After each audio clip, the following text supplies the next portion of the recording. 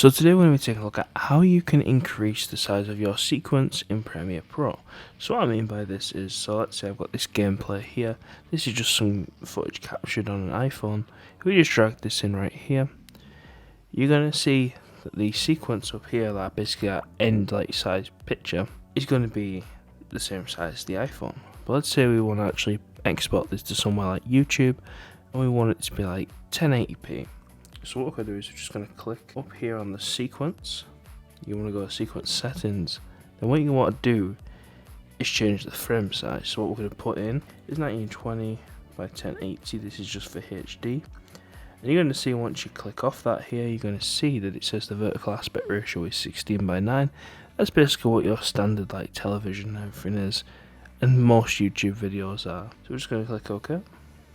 We're just going to click OK again. It's just going to say it's going to delete all the previews and everything for this video. And as you can see now, our black box is actually a lot bigger. If we really wanted, we can actually fill the whole screen out. We'll just make this like 250 in scale. And as you can see, now we actually have a full 16 by 9 aspect ratio screen. And when we export, it'll export in that size and that frame size. Thanks for watching. Please like, comment and subscribe, and I'll see you next time.